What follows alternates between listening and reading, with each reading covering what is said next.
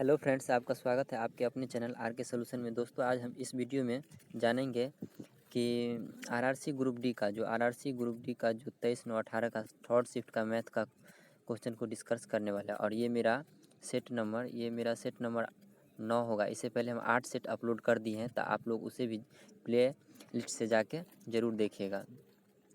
तो चलिए वीडियो को शुरू करते हैं। देखिए, आज का पहला सवाल में क्या बोला गया है कि 648, 54 और 135 का HCF क्या होगा, यानी कि महत्तम समावर्तक क्या होगा, HCF क्या होगा। तो सबसे पहले हम इसको क्या करेंगे, छोट संख्या में इसको क्या कर लेंगे, तोड़ लेंगे।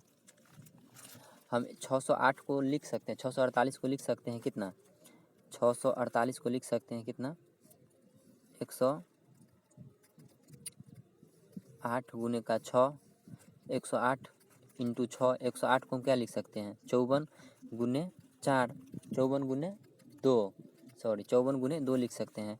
तो इसको हम लिख सकते हैं 54 को 27 गुने 2, तो 27 का कितना लिख सकते हैं, 3 तिया 9 तिया 27 दूना 54 आ दूना 108 आ 6 को क्या लिख सकते हैं, 2 इंटू 3।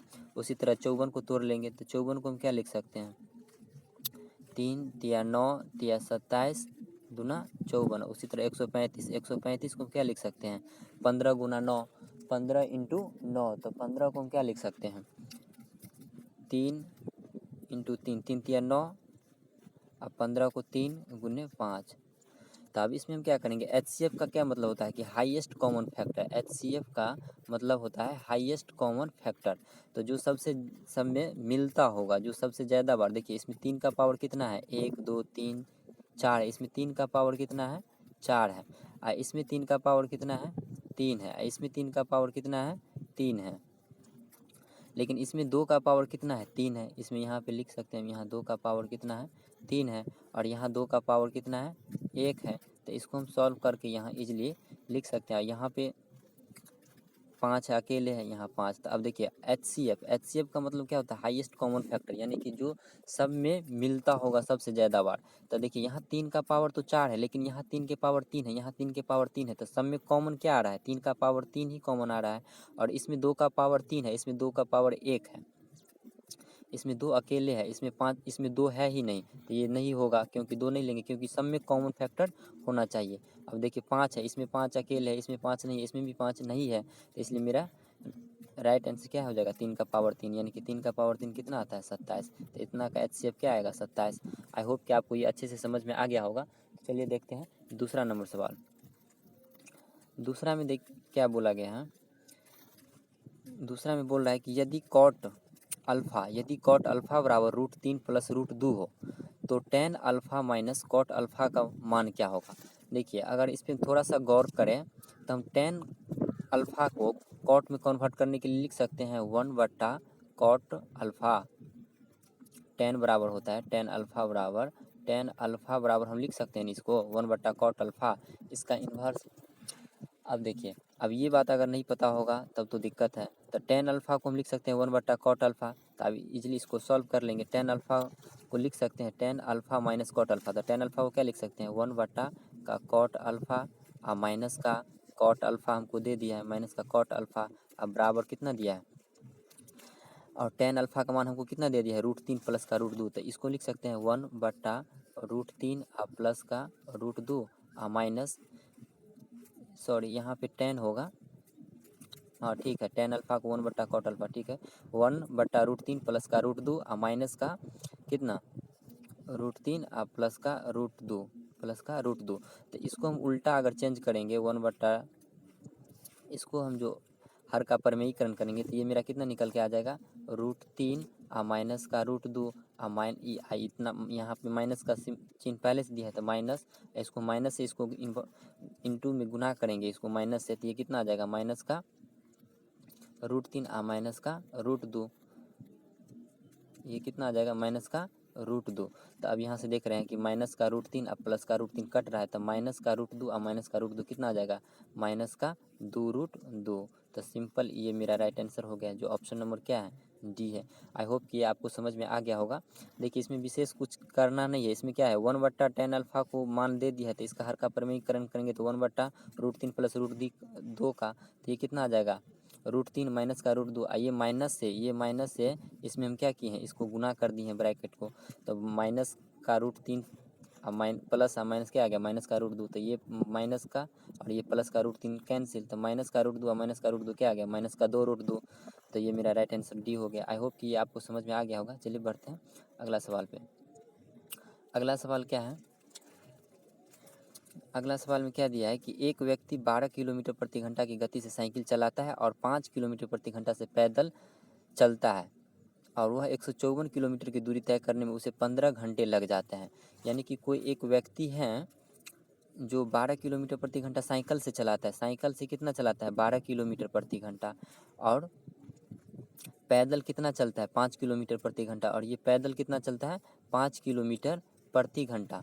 तो ये दोनों 5 किलोमीटर प्रति घंटा पैदल चलते हैं, तो उसे क्या बोला गया है कि उसे टोटल 15 घंटा में वह 124 किलोमीटर का दूरी तय करता है, जो कि 12 जाता है कितना, 12 किलोमीटर प्रति घंटा साइकिल से और 5 किलोमीटर प्रति घंटा पैदल से, लेकिन उसको टोटल 124 किलोमीटर दूरी तय करने में टोटल 15 घंटा का समय लगता है।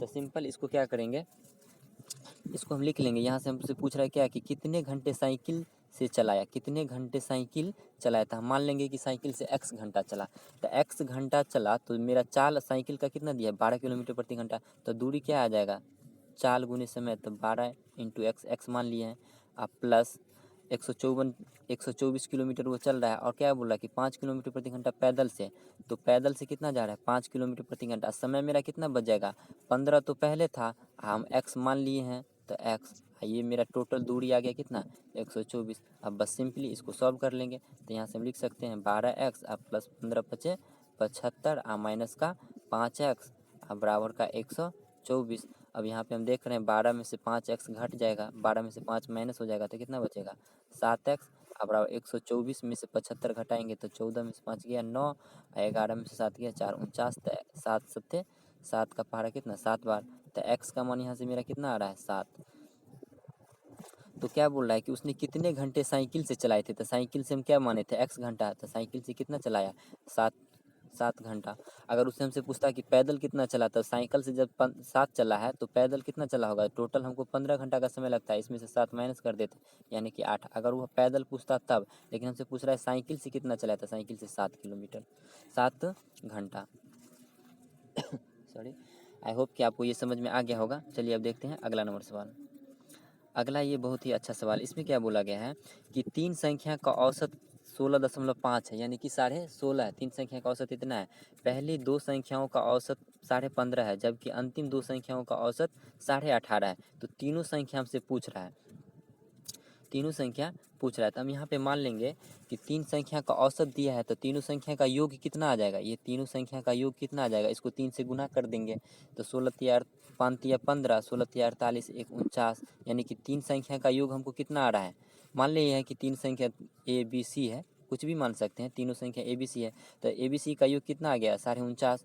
अब बोल रहा है क्या कि पहली 2 का, यानी कि पहली 2 कौन है, AB, तो पहले 2 का AB का औसत कितना दिया, 15.5, तो 2 से इसको मल्टीप्लाई करेंगे तो ये कितना आ जाएगा, 15 दूना 30 1 31, ये मेरा कितना आ गया 31,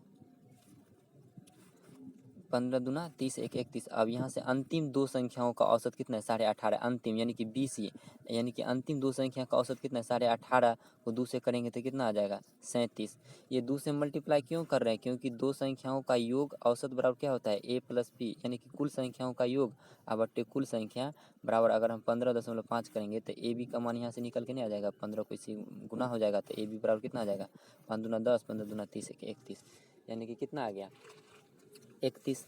तो अब हम यहाँ से सिंपली इसको सॉल्व कर लेंगे। तो अब हमसे क्या पूछ रहा है कि तीनों संख्या है, तो देखिए अगर हम ABC का मान हमको इतना दिया है, AB का मान 31 दिया है, BC का मान इतना दिया है, अगर AB का मान हम इसमें रख देंगे तो मेरा C का मान नहीं आ जाएगा, सी का मान कितना, इतना में से इतना माइनस कर लेंगे तो 49.5 में से इतना घटाएंगे तो ये कितना आएगा 5.9 में से 1 गया कितना आएगा 8 और 4 में से 3 गया 1, यानी कि सी का वैल्यू कितना आ रहा है 18.5।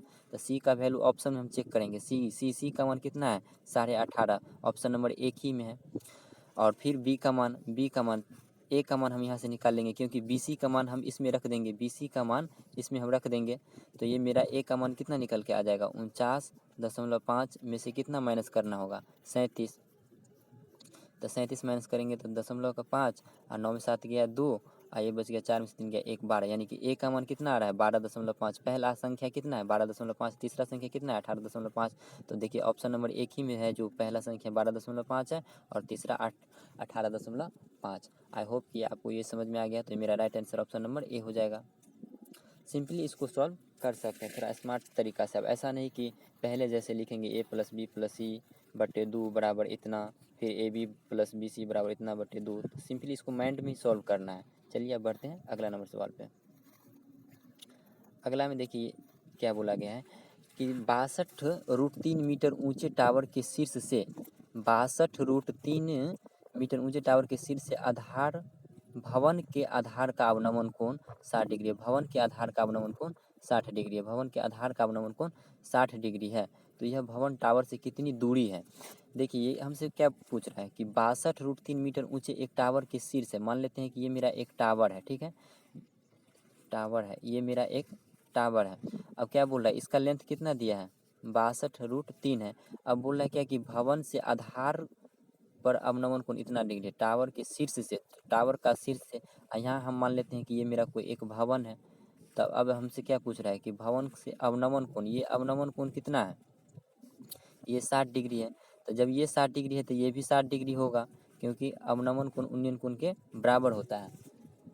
तो अब हमसे क्या पूछा है कि टावर से, तो यह भवन टावर से कितनी दूरी है, यानी कि यहाँ से यहाँ तक का दूरी हमसे पूछा है कि टावर से यह भवन कितनी दूरी है। तो अब हम इसमें चेक करेंगे, तो इसमें और इसमें किसका संबंध है tan थीटा का। tan थीटा बराबर ही न होता है, tan थीटा बराबर न होता है p/b। तो tan 60 का मान कितना रख देंगे tan 60√3 और p का मान हमको दे दिया है कितना 62 का √3 और बट्टे b। तो यहाँ से √3 से √3 कैंसिल, तो b का मान कितना आ रहा है 62 मीटर। तो यहाँ से यहाँ तक का दूरी कितना है 62 मीटर। आई होप कि ये आपको समझ में आ गया होगा। तो ऑप्शन नंबर क्या हो जाएगा मेरा सी। चलिए देखते हैं अगला नंबर सवाल। अगला में क्या बोला है, अगला में क्या बोला है कि 82 का वर्गमूल कितना होगा। 82 का वर्गमूल कितना होगा। देखिए अगर हम थोड़ा सा ऑप्शन पे गौर करें तो हम क्या देख रहे हैं कि यहाँ पे मेरा कितना से लग रहा है 9 से लग रहा है, यानी कि आंसर का जो मेरा पहला अंक होगा वो 9 होगा। तो ऑप्शन में हम क्या देख रहे हैं कि ये मेरा 8, पहला अंक 8 वाला नहीं होगा, ये भी नहीं होगा। अब यहाँ से इसको सॉल्व कर लेंगे तो कितना आ जाएगा 81। अब 82 में से 81 जाएगा 1, इसमें 9 ऐड करेंगे तो 18 1 और फिर ये 8 1, तो अब 1 से लगेगा। तो ऑप्शन नंबर क्या आ रहा है मेरा आंसर 91। आई होप कि आपको ये समझ में आ गया होगा। देखिए और एक ये समझ में आ गया होगा। और वर्गमूल निकालने का, किसी भी संख्या का वर्ग निकालने का एक हम वीडियो इससे पहले बना दिए हैं, किसी भी संख्या का वर्ग निकालने का। जैसे कि थोड़ा बात कर लें, जैसे अगर मान लेते हैं हमसे पूछ दिया, जैसे हमसे पूछ देगा क्या कि 91 का वर्गमूल कितना आएगा। मान लेते हैं कि हमसे कोई पूछ देगा कि 91 का वर्गमूल कितना आएगा, तो सिंपली इसको 2 भाग में बांट लेंगे। 1 का स्क्वायर कितना आता है 1, तो इसको 2 अंक में लिखेंगे। 9 का स्क्वायर कितना 81। अब 9 को 1 से गुना करेंगे, इसको 2 से गुना कर देंगे। तो 9 1 9 और 9 2 18। तो 18 क्या करेंगे इसमें 1 अंक जोड़ देंगे, 1 अंक छोड़ के जोड़ना है। तो 1 8 2 1, देखिए 82 81 आ रहा है ना। तो यहाँ मेरा क्या था 82 81 का ना वर्गमूल पूछा था, तो जो 91 आया था।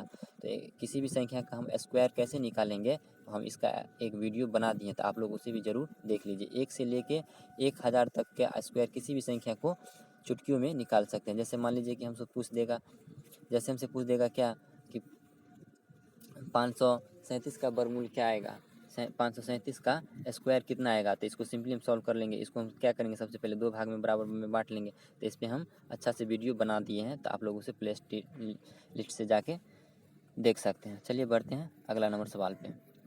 अगला नंबर सवाल क्या बोल रहा है कि एक धन 9.5% के वार्षिक साधारण ब्याज पर 9 वर्ष में यहाँ थोड़ा मिस्टेक है, यहाँ जो है ना ये इतना रुपया हो जाता है, ये इतना रुपया हो जाता है। तो शुरू में निवेश की गई राशि क्या है? तो देखिए कोई भी क्या बोला गया कि एक धन जो है 9.5% के वार्षिक साधारण ब्याज पर 9.5 वर्ष में कितना रुपया हो जाता है? 9.5 वर्ष में 11-13 रुपया हो जाता है, यानी कि 1113 रुपया हो जाता है। तो वह राशि क्या था? तो ये मेरा क्या दे दिया है? ये तो ए दे दिया है, मिश्र धन दे दिया है। तो हम यहाँ से आय बराबर नहीं निकाल सकते हैं, इतना माइनस का पी हम मान लिए हैं। तो आय बराबर मेरा क्या फार्मूला होता है? पी आर टी बटे का 100। तो अब सिंपली हम यहाँ से इसको सॉल्व कर लेंगे, यहाँ से इसको लिख सकते हैं। आई का मान मेरा कितना दे दिया है? 11, 3 माइनस का पी मान लिए हैं। तो पी गुने आर कितना है? 9.5।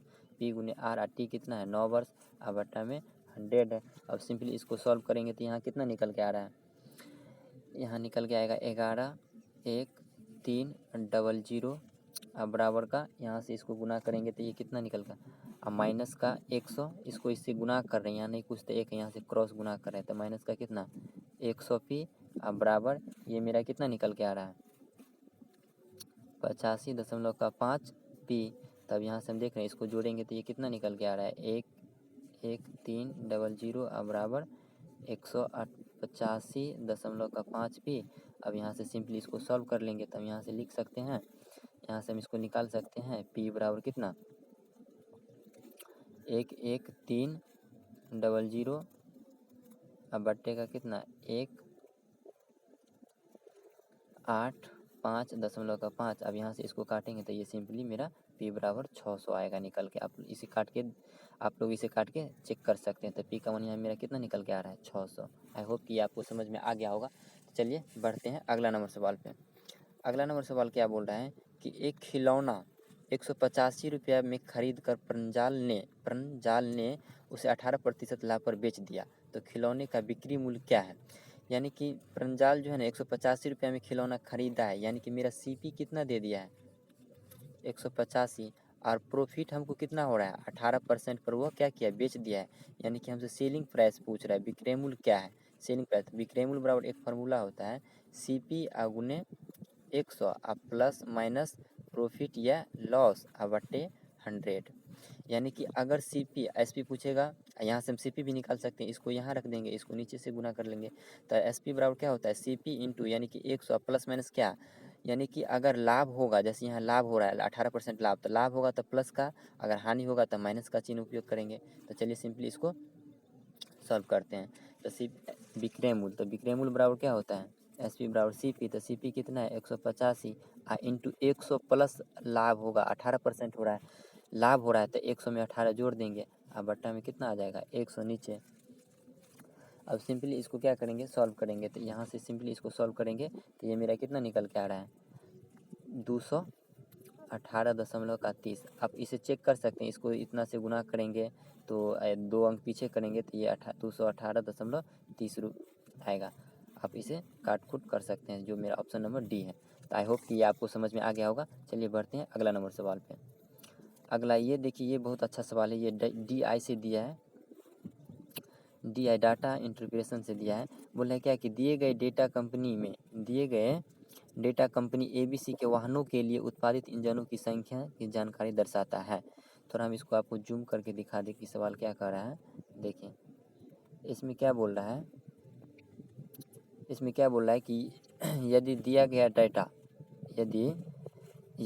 गया डेटा एबीसी में वाहनों के उत्पादित इंजनों की संख्या की जानकारी देता है, यानी कि एबीसी की वाहन की जो इंजन की संख्या है ना, उसका जानकारी हमको दर्शाता है। तो इसमें क्या करेंगे? सिंपली यहाँ हम देख रहे हैं, यहाँ क्या पूछ रहा है कि 2014 में एबीसी के लिए वाहन की संख्या कितना है। तो 2014 में कितना दिया है? 2014 में तो यही है मेरा, ये है मेरा 2014, यही है ना 2014।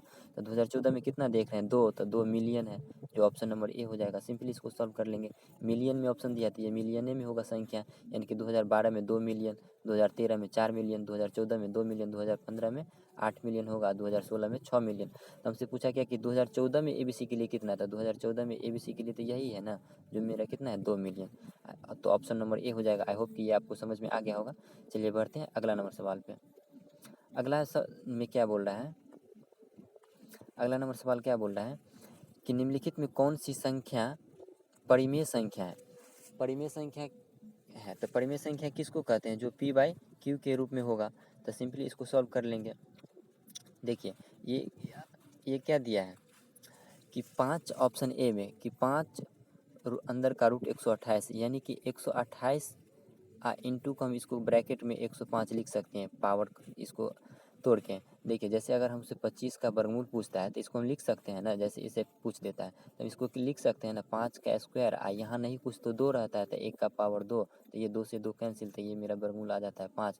तो सेम उसी तरह इसको करेंगे 128 ब्रैकेट से ये अंदर रूट से 5 हटाएंगे बाहर करेंगे तो ये कितना ब्रैकेट नीचे आ जाएगा बट्टे में। तो 128 को लिख सकते हैं 2 का पावर 7 इंटू कितना 1/5। तो ये कितना आएगा, ये तो नहीं कट रहा है तो इसलिए ये परिमेय संख्या नहीं होगा। फिर 2 का पावर 6 भी नहीं होगा, फिर 2 का अंदर रूट ये 7 है तो ये हो जाएगा, क्योंकि 128 को हम लिख सकते हैं 2 का पावर 7 इसका पावर 1/7 लिखेंगे तो ये 7 से 7 कैंसिल, तो मेरा यहाँ निकल के आ जाएगा कितना 2। तो 2 क्या है, एक परिमेय संख्या है। इसको चेक भी नहीं करेंगे, वैसे भी ये नहीं होगा, तो ये मेरा ऑप्शन नंबर सी हो जाएगा राइट आंसर।